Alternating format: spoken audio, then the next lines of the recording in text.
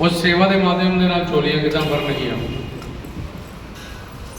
तो भगवान को पाने के लिए 4 मार्ग होते हैं। कर्म धर्म मार्ग, ये स्वर्ग तक सीमित होता है। ज्ञान मार्ग, योग मार्ग और चौथा भक्ति मार्ग।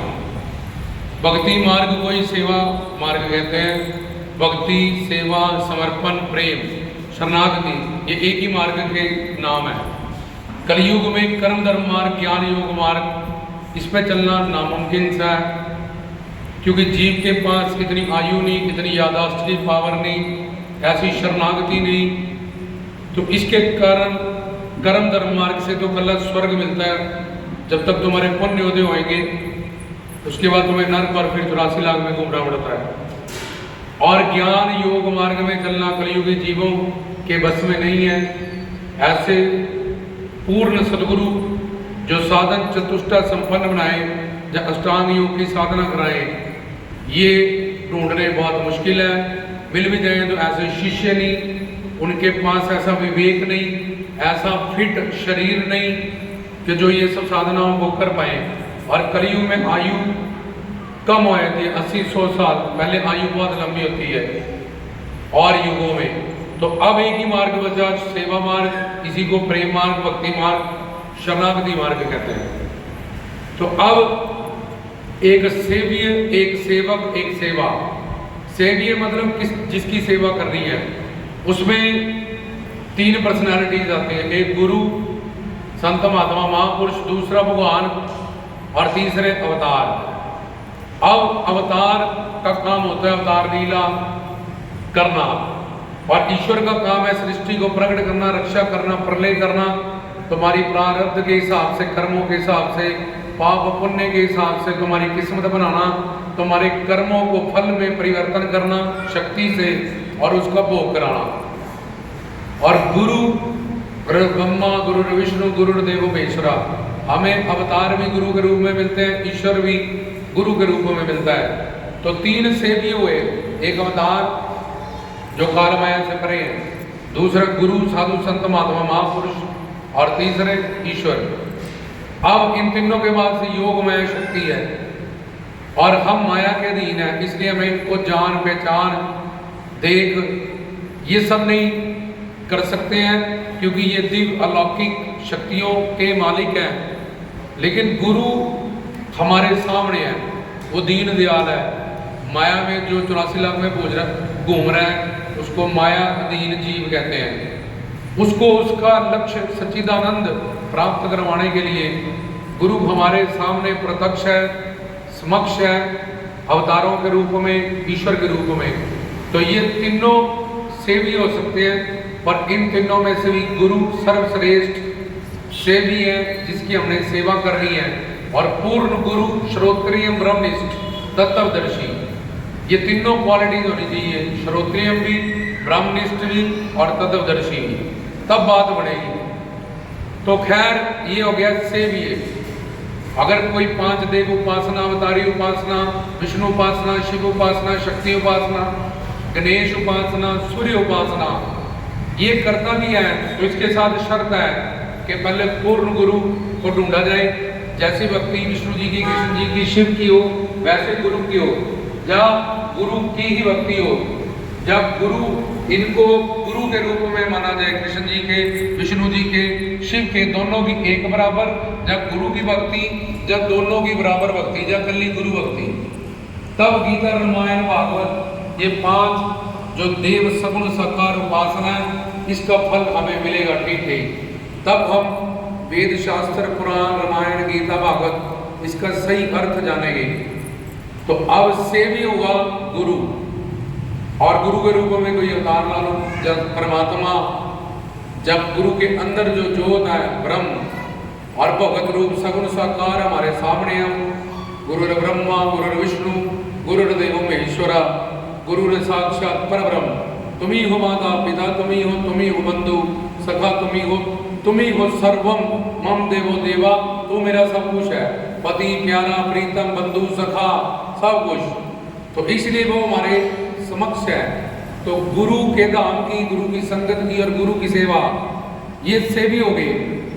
दूसरा अवतारों की गुरु के रूप में सेवा करना, जब परमात्मा की गुरु के रूप में, जब गुरु को परमात्मा मान के, गुरु को अवतार मान के, अवतारों को गुरु मान के, जब परमात्मा को महात्मा, महात्मा को परमात्मा मान के, तो ये सेवी हो गए। अब है सेवक जो माया के दीन है, 84 लाख में घूम रहा है। और अब है सेवा, ये सच्ची सेवा क्या आती है। तो कुछ लोग सेवा करते हैं, उनकी झोलियां नहीं भरती, उनमें रहमत नहीं होती, या वो सोच सकते हैं कि हमारा ये काम नहीं हुआ, क्योंकि उनको सेवा में क्या क्या वो गलतियां करते हैं वो पता नहीं है। तो सबसे पहले जान लें कि इन तीनों की सेवा नहीं हो सकती, क्योंकि ये शक्ति है। जैसे एक नवजात शिशु अपनी माँ की सेवा नहीं कर सकता, माँ ही बच्चे की सेवा करती है, ऐसे ही परमात्मा, गुरु, संत, अवतार, इनके पास योग माया शक्ति होती है, जिसके अंतर्गत सारी शक्तियां काम करती हैं और ये परिपूर्ण होते हैं।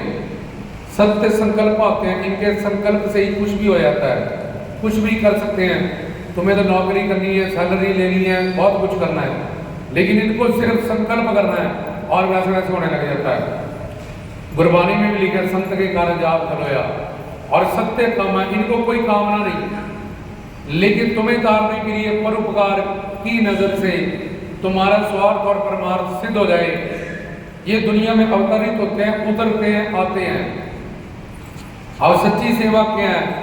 जो पहले ये जान ले कि मैं इनकी सेवा क्या करूंगा, तन से गंदा, मन से गंदा, बुद्धि से गंदा, शरीर से गंदा, और ये हर जगह से दिव्य हैं, इसलिए इनकी सेवा मैं नहीं कर सकता, यही मेरी सेवा कर रहे हैं। लेकिन हमें तन मन धन से जो सेवा मिली है वो हमारे पापों को नष्ट करने के लिए, हमारे अंतःकरण को शुद्ध करने के लिए।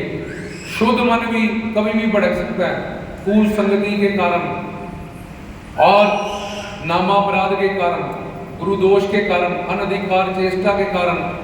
जब तक मन दिव्य नहीं हो जाएगा, उसको दिव्य दर्शन, दिव्य प्रेम, दिव्य सेवा ये सब नहीं मिलती है। तो दान से दान, नाम दान गुरु देगा, ज्ञान दान गुरु देगा, सेवा दान गुरु देगा, शक्ति दान भी गुरु देगा। अपने धाम में इस जिंदगी को छोड़ने के बाद काल माया से परे उसका जो धाम है, उसका निवास भी गुरु दान में देगा। तो सबसे पहले ये पता होना चाहिए कि इनकी सेवा नहीं हो सकती। और दूसरा, मैं सेवा किससे करूंगा? मेरे पास सारी चीजें जो है गंदी है और इनके पास सारे दिव्य अलौकिक चीजें हैं। जैसे कोई किसी को मिठाई दे और बदले में कोई गंदी चीज दे, ऐसा कोई नहीं करता। लेकिन गुरु दीन दयाल होता है, इसी गंदे तन से, मन से और माया के विकार इस धन से हम जो भी करते हैं, हमारा अंतःकरण हमारे पापों से हमें छुटकारा देता और नोट करता है कि ये तेरी सेवा है, लेकिन उसकी सेवा नहीं हो सकती। और दूसरी बात, हमारा शरीर जो जिंदा आत्मा के कारण, और आत्मा में जो जीवित्व है वो परमात्मा के कारण है। तुमने जितना भी कर्म किया तन मन धन से, जब सेवा की, ये जड़ है कर्म तुम्हारा, लेकिन इसको फल में परिवर्तन करता है परमात्मा, और उसी परमात्मा का दूसरा रूप है महात्मा गुरु। बहुत संत। इसलिए गुरु की मर्जी के बिना तो हम हाथ हिला नहीं सकते, बर्तन क्या मान देंगे, कुछ भी नहीं कर सकते हैं जब तक वो हमारे अंदर संकल्प नहीं डालेगा। उठ जाग, सेवा कर, जुतियों पे खड़ा हो, प्रसादे बना, वहाँ सेवा कर, प्रसाद पे बैठ। अगर हम ये कर्म करेंगे तो मर जाएंगे। हिसाब कौन रखेगा कि हमने पुण्य किए, अच्छे काम किए, कितना कर्म किया? हम तो मर जाएंगे, फिर से शुरू हो जाएंगे, फिर से मर जाएंगे। तो परमात्मा इन सब चीजों का हिसाब रखता है। तो दूसरी बात, हमारा शरीर ही जब जिंदा परमात्मा की वजह से है, आंख में देखने की शक्ति परमात्मा की वजह से, कान में सुनने की शक्ति परमात्मा की वजह से, जीवा में रस चखने की शक्ति परमात्मा की वजह से। तो पहली बात, उसकी सेवा कर नहीं सकते। और दूसरी बात, जो हम कर्म कर रहे हैं ये सारे जड़ हैं, उनके कृपा के बिना हमारे कर्म, जड़ कर्म फल में परिवर्तन नहीं हो सकते। बोधा के दरबार की अब तीसरी बात, मैं सच्ची सेवा बता रहा हूँ, जो चाहता है मेरी सेवा सच्ची हो जाए वो इन बातों का ध्यान अपने अंतःकरण में रखे, और जिनकी सेवा वो कर रहे हैं वो अवतार हो, पूर्ण गुरु हो, ईशान की गुरु प्यारी साध संगत की। तो अब अगली बात, इन तीनों को पहले मन में बसाए कि मैं उनकी सेवा, उनके धाम गुरु प्यारी साध संतों की सेवा मन में धारण करके फिर शारीरिक कर्म धन से जो कर रहा है। अब पहली बात बताई कि उनकी सेवा हो ही नहीं सकती। दूसरी बात कि हमारे कर्म तो जड़ रहेंगे। तीसरी बात कि जितनी भी सेवा करें वो गुप्त करें।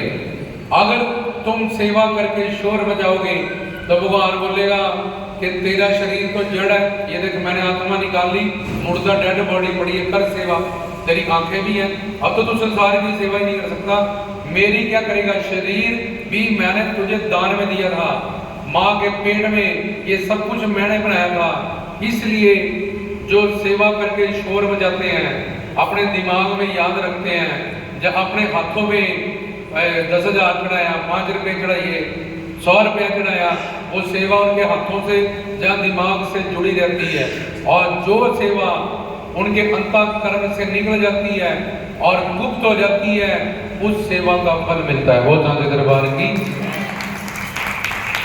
इसलिए ये बिल्डिंग बाहर है, नींव गुप्त है, पेड़ बाहर है, बीज गुप्त है। इसलिए जितनी भी सेवा करें उसका कभी भी शोर मत बजाए, अपनी सेवा को हमेशा तन मन धन की गुप्त रखें वो साचे दरबार की। मैं अब से आया हूँ, मैंने इतने बर्तन साफ कर लिए, मैंने इतने फुलके बना लिए, इसका फल जो बोलेगा तभी नष्ट कर दिया जाएगा, क्योंकि परमात्मा कहेगा तुम गुरु की सेवा करेगा, उसके धाम की सेवा करेगा, संगत की सेवा करेगा, तेरे शरीर तो आत्मा की वजह से जिंदा है, और ये आत्मा मेरी अंश है, मेरी शक्ति है, मैं अब स्विच ऑफ कर दूंगा, करके दिखा सेवा, 1 मिनट में 1 सेकंड में मृत्यु हो जाती है। तो अब तीसरी बात, पहली बात हम उनकी सेवा कर नहीं सकते, दूसरी बात कि वो एक शक्ति है और हमारे पास जो सेवा करने का सामान है सब माया के अंडर है, उनकी हर चीज माया के परे है। तीसरी बात, सेवा करके हमेशा सेवा को गुप्त रखें, शोर ना मचाएं, सुनाए ना। चौथी बात, सेवा करके हमेशा सेवा ही मांगे वो साचे दरबार की, क्योंकि उनकी सेवा तो में सारी सृष्टि खड़ी है।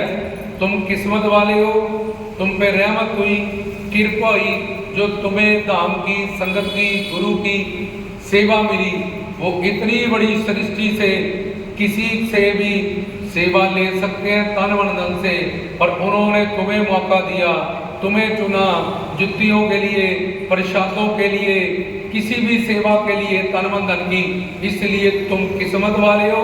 सेवा करके सेवा ही मांगे वो साचे दरबार की। लेकिन हमें बलहार जाए जो भी सेवा हमें मिले कि इतनी बड़ी कायनात सृष्टि के अंतर्गत परमात्मा से बड़ा महात्मा और उसके अंतर्गत ईश्वर के अंडर सारे ऐश्वर्य, ईश्वर के सारे अवतार, तो उन्होंने मुझे धाम की, संगत की या कोई ना कोई सेवा प्रदान की है। मैं कितना खुशकिस्मत हूँ, मैं कितना लकी हूँ। इसका मतलब मैं इनको दे नहीं सकता हूँ कुछ, मुझे तन मन धन से जो सेवा दे रहे हैं, एक तो मेरे पाप नष्ट करेंगे और ये मुझे कुछ ना कुछ देना चाहते हैं वो साचे दरबार की। तो धरती को बीज दिया तो धरती ने इतने फल दिए, तो धरती भगवान ने बनाई, भगवान से बड़ा गुरु। अगर गुरु के धाम की, गुरु की संगत की सेवा करेंगे तो एक बीज धरती को दो तो कितने फल तुम्हें मिलते हैं। ऐसे ही अगर 1 मिनट, 1 सेकंड के लिए, 1 साल के लिए, 1 महीने के लिए, 1 घंटे के लिए सच्ची सेवा कर लेंगे तो कितना फल हमें मिलेगा वो साचे दरबार की।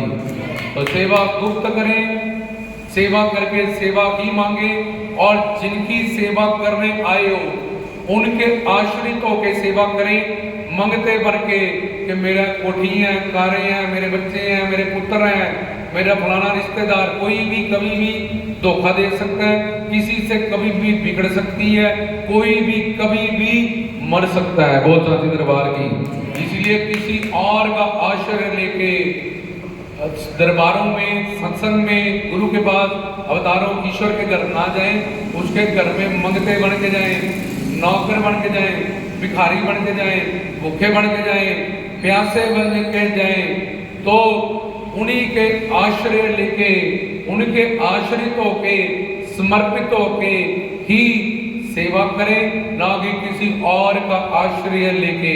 क्योंकि जब तक अनन्यता नहीं होगी अवतारों की, संतों की, गुरुओं की, तो तब तक उनकी शक्तियां हमारे लिए काम नहीं करेंगे। इसलिए मैं सुप्रीम पावर के आश्रित हूँ, भगवान के, संतों के, अवतारों के। इसलिए ईश्वर का जो भी ऐश्वर्य जब घर परिवार संसार में जितना भी मुझे रोटी कपड़ा मकान हो चाहिए होगा, ठीक ठीक गुरु ब्रह्मा, गुरु विष्णु, गुरु देव महेश्वरा, वो अपने आप वो देंगे। वो दरबार की। तो अगली चीज, जो भी सेवा करें और जिस भी भाव से गुरु से जुड़े हैं उसमें तुम्हारी रुचि होनी चाहिए। अगर उसको जोत मानते हो, उसको भगवान मानते हो, उसको आत्मा का पति मानते हो, प्रीतम मानते हो, सखा मानते हो, मतलब के दोस्त मानते हो, उनको स्वामी मानते हो, खुद को दास मानते हो, तो कोई भी तुम्हारा अगर भाव है तो उसके प्रति, जैसे घर परिवार संसार में तुम्हारा इंटरेस्ट है, अपने बच्चों में, अपनी फैमिली में, अपनी कोठी कारों में, इस नश्वर व्यक्ति वस्तुओं में, ऐसे ही तुम्हारी सेवा में वो भाव और वो रुचि होनी चाहिए। वो दाते दरबार की। अगर ये सब चीजों का तुम ध्यान रखो, क्योंकि सत्य भगवान है, गुरु है, अवतार है, और सच्ची सेवा, और जो इस तरह से सेवा करेगा, इन सब बातों का ध्यान रख के उस सेवा से उसके वो सारे पाप और कर्म नष्ट हो जाएंगे, और गुरु कृपा से, भगवत कृपा से जगदानंद सबसे पहले संसार की प्रॉब्लम्स सॉल्व होंगी। उसके बाद आत्मानंद, आत्मा को अपना आनंद, जो समाधि में तुम्हें गहरी नींद में तुम लेते हो गया, कोई दुख नहीं है, गहरी नींद सोए हैं, तो ये आत्मा के सुख, फिर परमात्मा के सुख, फिर प्रेमानंद, उस परमात्मा का गुरु बनना, और उसके प्रेम के सुख, उसके शब्द स्पर्श रूप रस सुगंध के सुख, उसके काम क्रोध लोभ मोह अहंकार, अपनी अवतार लीला में जो भी वो लीला कर रहा है, इन सब के सुख हमें वो प्रदान करेगा। और गुरु में योग माया होती है, माया उनके अधीन होती है, इसलिए गुरु कर्म योगी होता है। वो कोई भी कर्म करता हुआ अवतार, संत, महात्मा हमेशा योगी रहते हैं, क्योंकि उनके अंदर जोत परमात्मा की होती है, वो कृतज्ञ होते हैं, इसलिए कीर्तन करते हैं।